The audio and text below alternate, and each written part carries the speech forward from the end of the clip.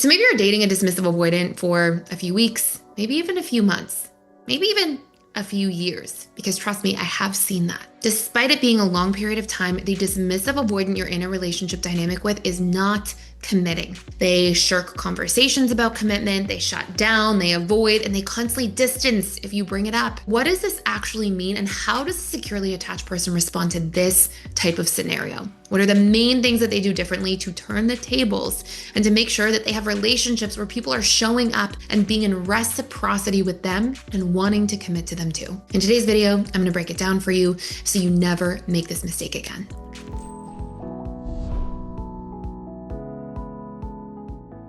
In that dating stage of relationships, that very first stage where we're getting to know somebody, each attachment style has a unique timeline that they generally tend to expect somebody to make a commitment along. A securely attached person has a different set of ideas about how long between meeting somebody and then really committing to a relationship that framework should be versus an anxious preoccupied person, for example. So generally for APs are ready to be in a committed relationship, sometimes as early as the 2-week mark. And usually that range starts to sort of up the ante in terms of the pressure.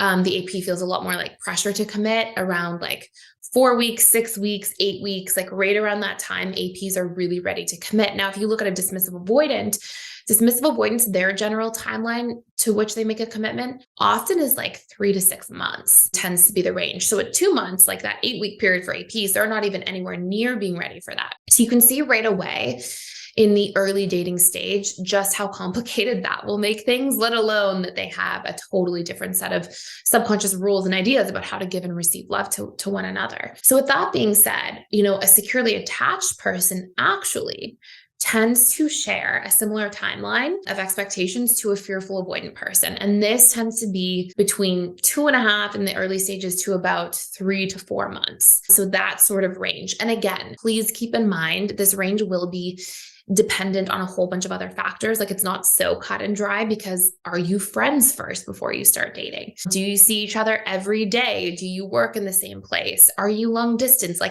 All of those things will have a very different impact. But as a general rule, the types of patterns I would see the most, securely attached people are usually waiting for the first 2.5 months to really vet somebody. And that may be the time that they're ready to make a commitment. Usually around the 3-month mark is more accurate, but it can stretch as long as being 4 months. As long as being 4 months, it can stretch up to 4 months. And we'll usually see that kind of time to properly vet a partner. So when we then pair that up with a dismissive avoidant individual, keep in mind too, I know I mentioned the FA timeline. The FA has that 3 to 4 month timeline for different reasons, right? They may share that same timeline, but it's often because the FA is kind of going from their anxious to their avoidant side and constantly has this mixed set of feelings about how to commit or whether or not to commit. Whereas the securely attached person is usually taking the appropriate amount of time to just vet, to ask the right questions, to really establish, is this the right relationship for me? Am I the right person for this relationship? And they're usually really getting to know somebody intentionally with finding out that information as being the goal. So then when we have a dismissive avoidant, right, they're looking 4 to 6 months. And so let's say, for example, that we have somebody who's more intensively DA, a more intense dismissive avoidant, and somebody who's, secure with a little bit of anxious preoccupied in there. So let's say they're secure. They're ready to commit to a relationship around the 3-month mark. Okay. Let's say even 2.5-month mark. And let's say our more extreme DA is looking at around 6 months. What would the securely attached person do in that situation? How would they approach the conversation? Well, the securely attached person, first and foremost, would recognize that not everybody follows the same expectations as they do, right? Everybody has different timelines. Everybody has different needs. They have different expectations. So while they wouldn't dismiss their own needs, they would be able to hold what their needs are, but also hold empathy, understanding, and awareness for the fact that somebody else probably moves at a different pace than they do because they have a unique background and upbringing and set of expectations for how they do relationships. And the securely attached person would not be taking that personally, right? They're not oh, I'm not good enough, or, they're doing something bad behind my back and that's why they won't commit. They don't rush to make these assumptions. Instead, they tend to be more approach-oriented in their behavior and try to ask questions rather than make assumptions and kind of get to the bottom of things. Now, the way that a securely attached person might approach the situation is first to let the person know how they are feeling, right? And it's interesting because we'll see like a fearful avoidant usually will just hold things in. Anxious preoccupieds can also sometimes hold back and not say too much because they're afraid of pushing that person away. So as a way to maintain more closeness, they kind of silence their needs and go into people pleasing the other person's needs. But generally for anxious preoccupieds, we'll see that kind of come out more in different ways.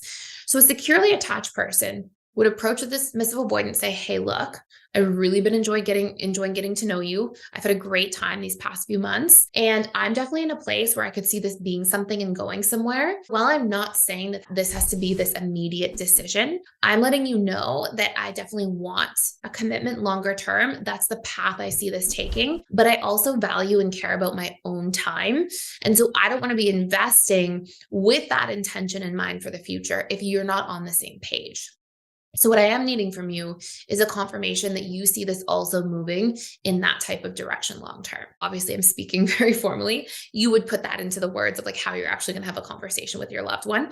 But they would be really clear. They would say, I've arrived at a conclusion, right? I can see this going somewhere. I also care about my own time.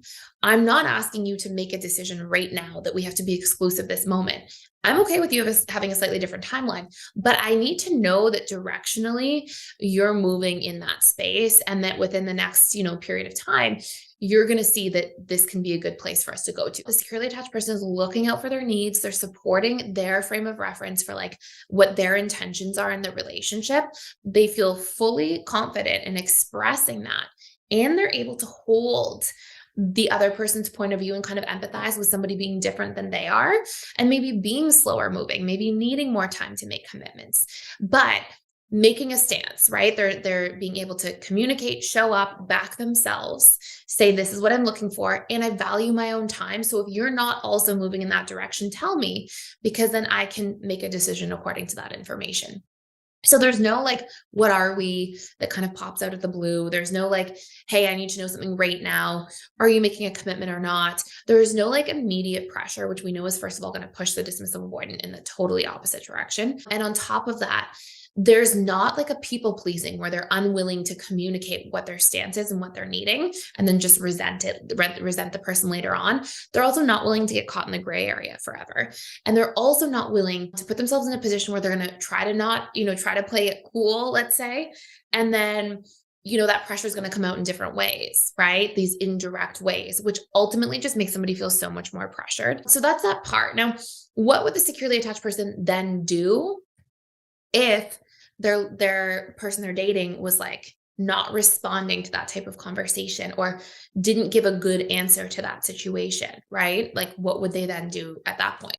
Now, if you want to dive way deeper into this pattern, before we finish the rest of this video, you can actually check out the course all about self-love and strengthening self-love and self-compassion in the relationship to yourself, which will obviously be a useful companion along the way.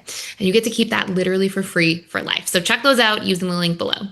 When we look at this different dynamic, right? And the securely attached person goes into having this conversation. They brought that up to the dismissive avoidant. And let's say in response, the dismissive avoidant's like, I don't know what I want. Or they're like, you know what, maybe, but I don't know. Or let's say they say, yes, I am on the same page, but then all this time passes and the needle hasn't moved. The securely attached person would then follow up with more clarity, more specificity, and then with backing themselves a step further. So in that next case or conversation, they might say, and even if it's in the same conversation, totally fine if you don't know. I very much understand that we have different timelines and ideas about how long things should take to draw those conclusions. I do also want to let you know that I really value my time and I really care about like where I'm investing it. So I'll give you some time and space to sort that out, to figure that out. But if I don't see something that looks like it's a progression and it's substantial within the next couple of months or the next few weeks, or insert your kind of timeline that seems relevant, ideally don't tell somebody like within 24 hours. Like you don't want it to seem like an ultimatum. You want to give space and time for somebody to figure it out. But you would say, if I don't see progression in the next little while, then I will, follow up with you. And if we haven't been able to make a decision together to progress, then I will have to just take a step back because I'm looking for somebody who's ready to commit in a relationship. And that's valuable to me. And that's important to me for where I'm at right now. There's not like a threat, right? There's no like, if you don't make a decision, I'm out of here. There's no threat, but there is like showing that person that there's a natural consequence for them not showing up, right? And it's healthy. This is how we back ourselves. This is how we have boundaries. This is how we like show up and communicate in a healthy way. And it's showing that there's these natural consequences. Like if you're not ready to move the needle, and that's what I want, and that's where my time, like that's my timeline that I'm looking for a commitment within, and I don't see any progression, then like for me, I don't want to be with somebody who's not willing to have that kind of progression. Now, don't say it like that, right? Say it like how I said it a minute ago and using the kind of like script I gave you. But that's you fully backing yourself. The vast majority of time, when I work with clients on these types of things and they would have those conversations, DAs would respond very well to those sorts of things because there's no immediate pressure, there's no ultimatum, but there is like this self-respect. There is like, hey, I know what I want, I'm clear. And I'm here to back myself and my standards. And that's it. And jump on board or don't jump on board. I really enjoy spending time with you. I really like you. But if you're not ready and you're not willing to make a commitment, I'm also not going to get stuck in this gray area with you because I'm clear about my boundaries. It's this healthy kind of win-win.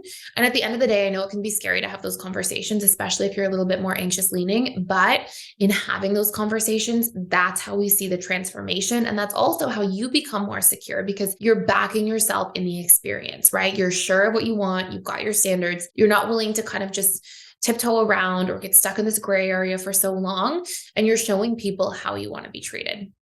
So I hope this makes sense. I hope this is helpful. Let me know any other questions you have down in the comments below, especially if there's things that you want to know, like how would a secure person XYZ? Like, let me know what you're curious about from that perspective. Thank you so much for watching. Thank you for being here. If you enjoyed this channel, please consider liking, subscribing, sharing this video, and I will see you in future videos.